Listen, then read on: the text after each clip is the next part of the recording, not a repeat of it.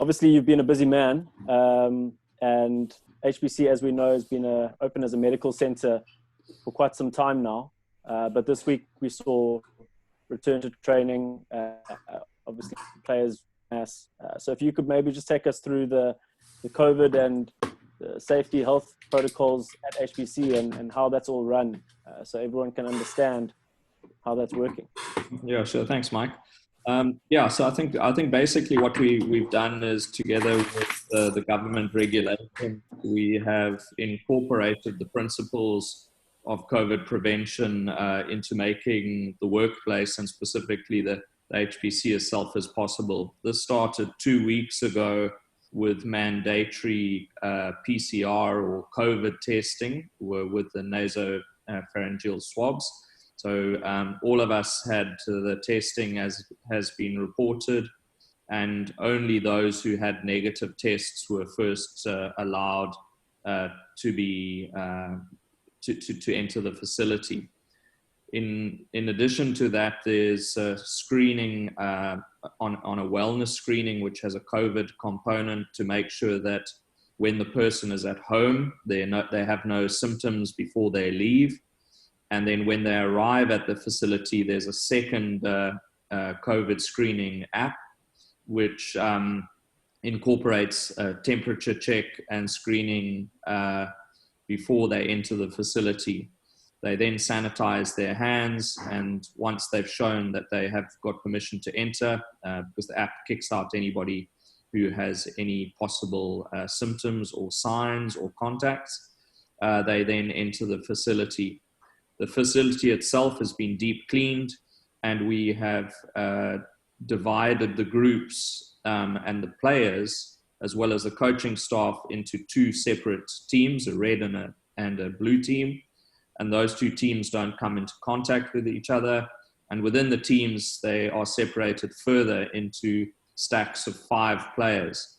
So those groups basically work in isolation, and we try not to let them come into contact with each other.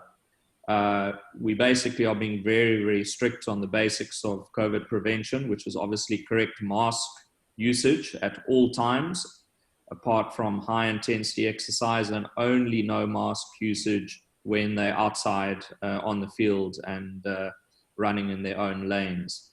In addition to that, obviously we've changed the flow of the facility so that we don't have players going past each other. So it's a one-way, if you like, a one-way traffic system. And we've obviously improved ventilation, improved cleaning, etc. So it's been a very massive job, but so far it's worked very, very well, and the coaches have been very accommodating in trying to do their job while having all these extra rules and regulations. All right, great. Doc, and then obviously, it's been a tricky time, I imagine, with injury rehabilitation as well over the last couple of months since we last played. And then this week you would have obviously been able to see and test everyone over, I don't know when it would have started, but if you can maybe just give a bit of an injury update on how the squad is looking generally fitness-wise and in terms of long-term injuries. Yeah, sure. Just in terms of fitness-wise, I think the guys are where we expect them to be. They're not where they need to be, but they're on a par with the beginning of a pre-season. Some of them actually slightly better than that. So we've been pleasantly surprised that the majority of the squad are actually a little bit better off than we would have expected them to be. And now, obviously, we are following government guidelines, and we're following the recommendations in terms of preparing our team for possible competition later in the year. So initially, we are limited to non-contact fitness work for the first 2 weeks, which is what we're really doing now. So it's just increasing their base and their cardiovascular load as well as their strength. And then we will move more into skills-based non-contact training as we progress, and finally contact progression when we're allowed to do that. At this stage, we are basically hamstrung, if you like, by getting governmental approval before we can change from phase to phase. But once we have a clear idea of when competition will take place, then we can obviously plan better. But at the moment, everybody's on track. In terms of the long-term injuries, the good news is everybody is on track. However, the caveat for that always is that all the players are stuck in the training load and the rehabilitation load. We can't do contact progression. So until that has been completed, we can't give accurate return to play. But the good news is Kitsi is training fully from Monday with the team in terms of what the team is allowed to do. Bongi will join full team training by the end of next week. Peter Steff should be the same. Sia is training already fully with the team, and Herschel will be training fully with the team by next Monday. And then I'm just looking who I might have left out. I think those are all the major injuries that are back on track. So we're relying on the fact we'll go through probably a month of non-contact progression, followed by another month of contact progression, and there's no reason, unless there are any complications, that all of them shouldn't be available for the first game. Great. Thanks for that, Doc. Dave, we can go over to you. First of all, how good is it to be actually back out on the field? And I'm sure like the players are one thing, but as coaches as well, you guys have also been working from home. So to see your fellow coaches and to be out there on the field with some of the players, although a little bit different, must be great. I think my wife's happy to just have me out of the house. So yeah, no, it's great to be back, even if it's just standing outside in the sun and seeing players work a bit. You know, it's something we love to do, and it's our passion. So to be out in the field, see a few faces that we haven't seen in a while, that's great. So yeah, it's awesome to be back at HPC. Can you just maybe explain the basic difference between what you were doing last week to what you're doing this week, and what difference that actually makes in terms of coaching? Well, yeah, what Doc said is important, that we have to keep to the restrictions that's been given to us. Thing that we've added is the ball and groups of 5. So at least you're not running on your own at home. So I think that also gives a bit of extra motivation for the players. So they're running in lanes with a guy next to him. It's actually pushing him a bit. So I think that's great for us. And now and then to be able just to pass a ball. You can see the timing is a bit out for some of the players. They haven't handled the ball in a while. But yeah, I think that's a nice progression, and it's just good to have the guys around each other and pushing each other a bit. Great. All right, guys. If there's anyone else who's got questions, you can go for it.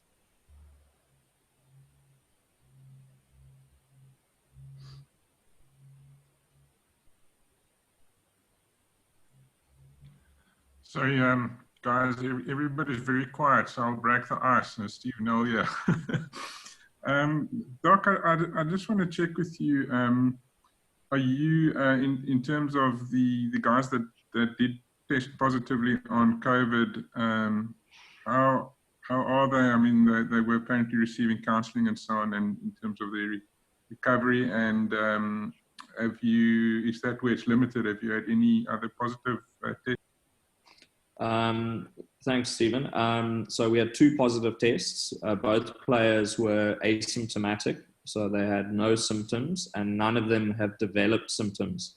So in terms of what we've been doing, they've been isolated at home for basically 14 days, so 10 days from their positive test.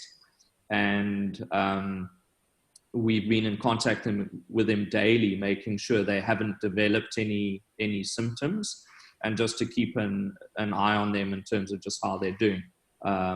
In terms of the government regulations, they don't have to be retested in terms of a repeat COVID test before they can join us, as long as they're isolated for the full 10 days.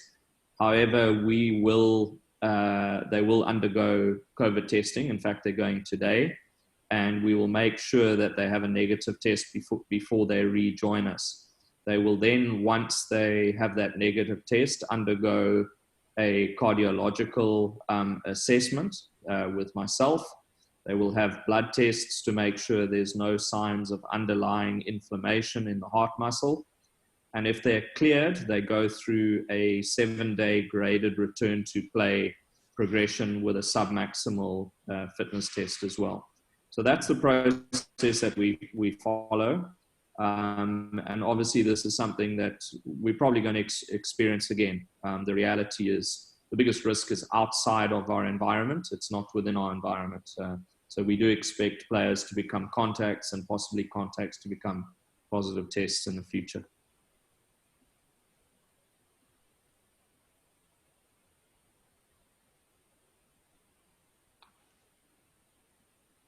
I'll jump in here, Davi, if I can. It's Lloyd here. Just to help us understand, you know, the uncertainty that's kind of surrounding the game at the moment, and obviously there's kind of an idea where the guys are working to now to, you know, when you will return to play and how that will look. But there's obviously still a lot of uncertainty around all of that. And then if you look ahead to next year as well, and what the landscape will look like. I mean, how much do the guys talk about that? How much are they talking about that kind of uncertain future as a group at the moment? Thanks, Lloyd. Yeah, it's like you say, it's a bit of uncertainty in terms of return to train or play date, and then obviously next year, yeah, there's a few rumors running around. But yeah, it's quite, you know, as a group, we haven't actually seen each other, you know, to discuss what's happening and what's the possibility. So I think the focus now is just every day. You know, first thing is the guys are, you know, the small groups that's seeing each other, so they're so happy to see each other. I think that's just the first thing from our side. And now, yeah, we're training and taking it almost just day by day, because it's we've also learned to, with the lockdown, if you sort of set goals and then the goal post gets shifted without our control, it's quite difficult for the guys. So we're almost taking it week by week. Yeah, because I mean, like in terms of a normal, you know, pre-season, you get together in terms of culture and identifying goals and things like that through the season. You're obviously operating in a space right now where, I suppose, in terms of what to achieve tournament-wise and championship-wise is not really a conversation you can have yet. Yes. But in terms of that, we've definitely gone and individualized it. So each guy's got his individual goals, and we know which each player is working towards. So I think that also gives a bit of motivation, and making sure that we can get each player at the best of their ability and the best condition they can be in. Thanks. Okay.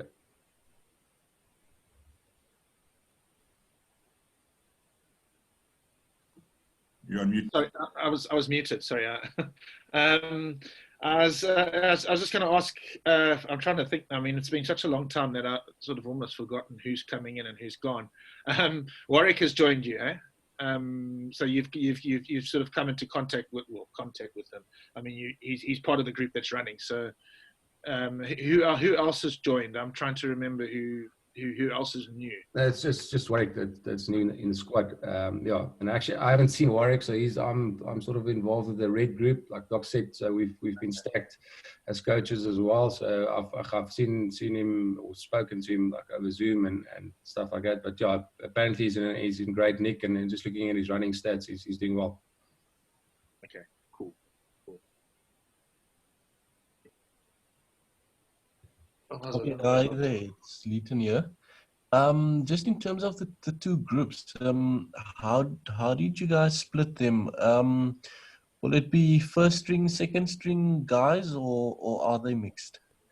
No, we've just mixed it up. So it's two separate groups, closer to almost towards position. So it's 1 to 15. Those groups are about 20 players each, which again is divided in 5. But no, we didn't go first string, second string. It's just mixing guys up a little bit, and then even in those smaller groups, it's different positions. And sorry, the reason why we did it is if we start getting closer to, say, bigger training, is that we can sort of protect two teams, so that if we lose a team that has to isolate or can't train for a few days, then at least we've got a sort of a full team ready to go.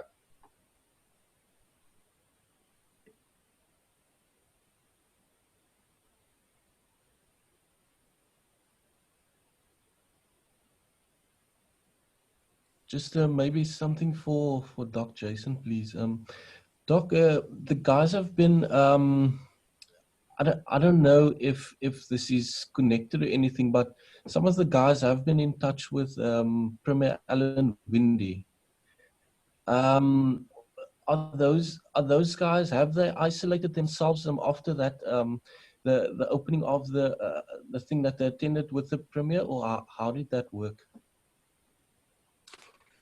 Thanks, Leighton. Good question. Basically, I think the first question you always have to ask is it a close contact or is it a casual contact? And the definition of a close contact is more than 15 minutes within 1.5 meters of that person.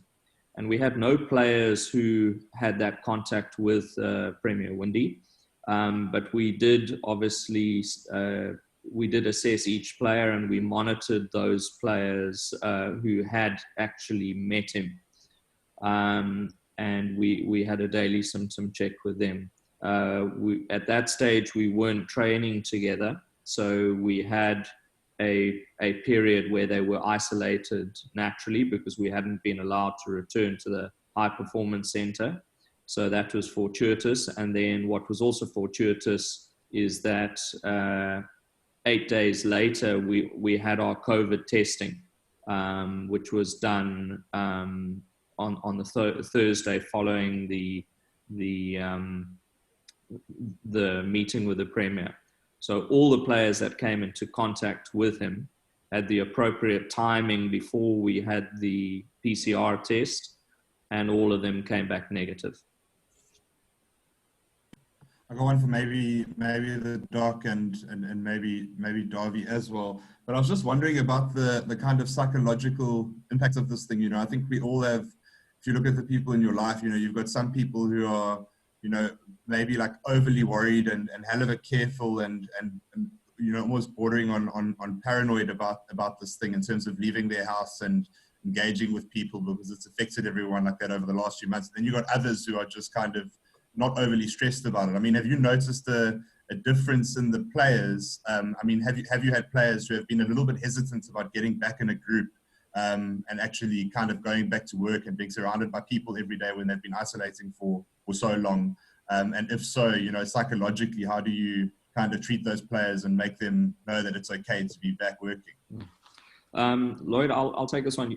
Look, we definitely have a huge group of personalities within the playing group and within the staff group. And what we have found is that the introverts versus the extroverts, just in terms of, you know, those that want to engage and those that don't want to engage with socializing, each of them definitely has a different stress level when it comes to returning to work or returning to socialization, if you like. So what we've tried to do with those that are very concerned or who have family members who are maybe at higher risk or fall into those high risk categories for COVID, they have very real fears, and they have fears in terms of them getting infected and possibly passing it on to a loved one.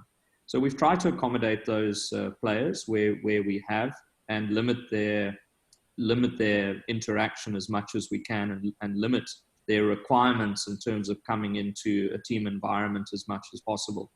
And they are in the minority, but I think we need to follow the government regulations, which is very, very simple.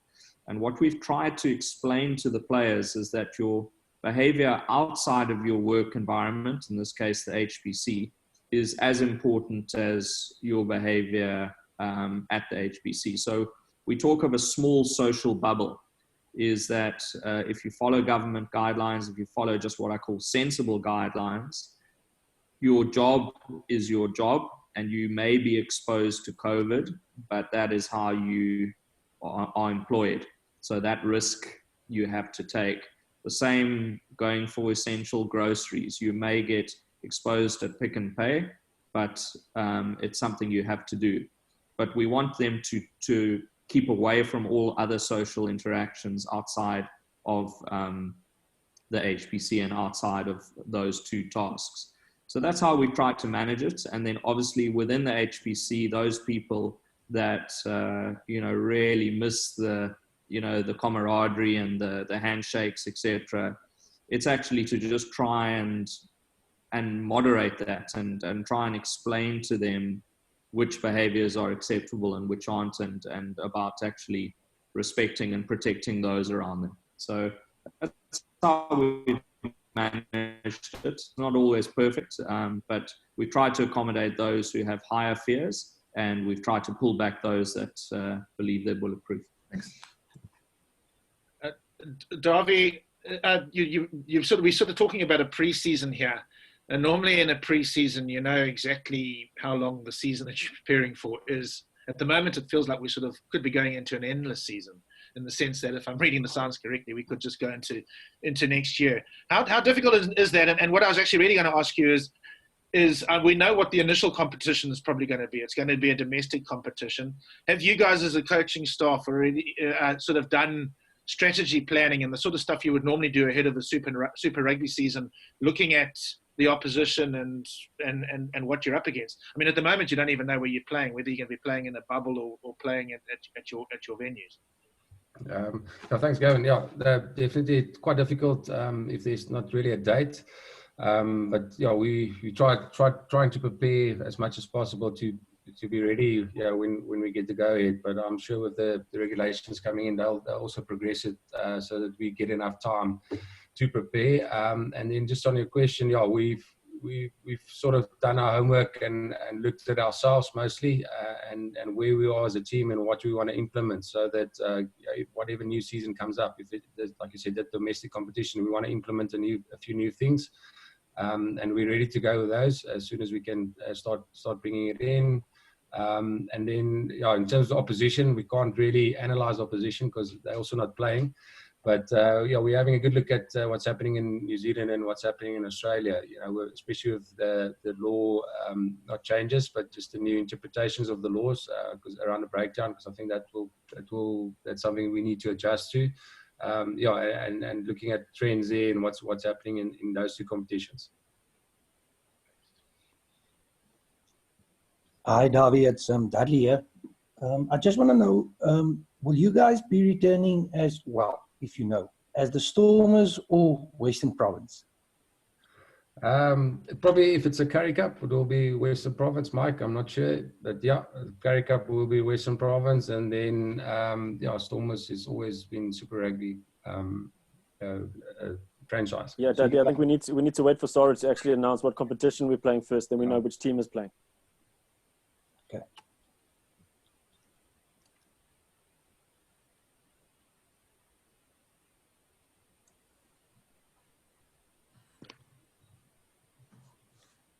Gavin, did you have a question? Are we any more, guys? I did have a question, and I decided it was a stupid question, so I'm not going to ask. Okay, well done. I was offline for a minute, so I don't know. I just wanted to know from Davi. Can you hear me? Yes. Yeah, Davi is Ananya. Just with Dabo, how's things going with him? Obviously, we all know what happened with his dad, and I was concerned and how did it impact the rest of the guys? Yeah. Obviously, it's really sad. And we all as a squad, we know Paul was a great man. He was a great Western Province man. So we all, our condolences with Dabo and the family. And I think he's received a lot of messages of support. I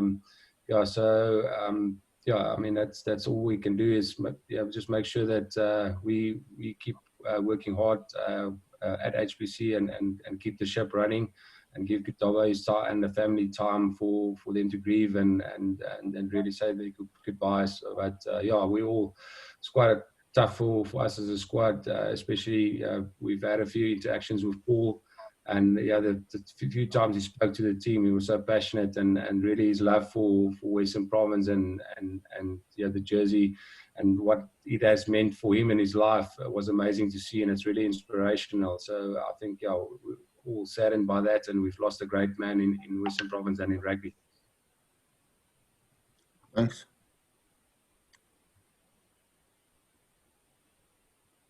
David, just in terms of the players, they've all been out doing their philanthropic work.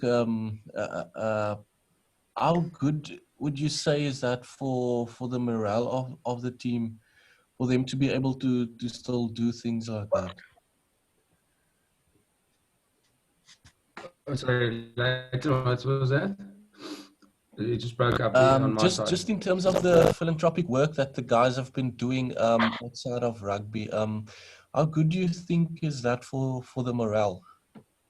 He's talking about the community involvement, Dave. Yes. Okay, yeah. no. So I was like Norman there. Didn't understand for a while.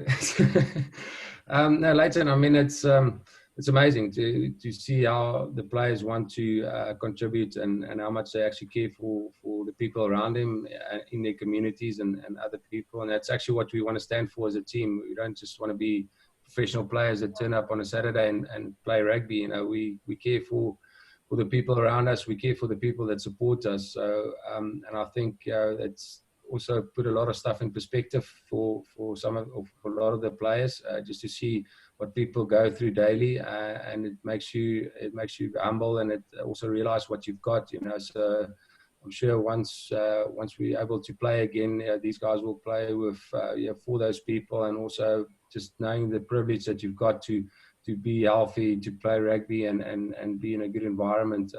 So that will be great for them, you know. Adnan here again. I just wanted to ask you your opinion on obviously having seen the Super Rugby in New Zealand and Australia, just the way they, you know, if you've noticed anything different in the way they've been playing the derbies.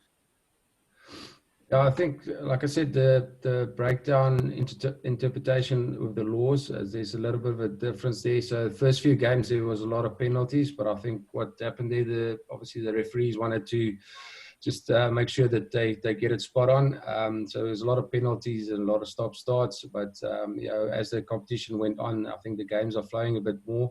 Looks like it's a bit quicker. So we've watched the stats and look at the stats, and yeah, definitely ball in play is picking up a little bit, and you know, there's a bit more turnovers, which you know, which causes more transition from attack to defense, you know. So yeah, I think it's, like I said, it's something we will have to adjust and make sure we get spot on from day one once we start training. All right, guys. I think that's good for today. Doc, Dave, thank you very much for your time. Really appreciate it. And yeah, the rest of you, hopefully we'll see you soon.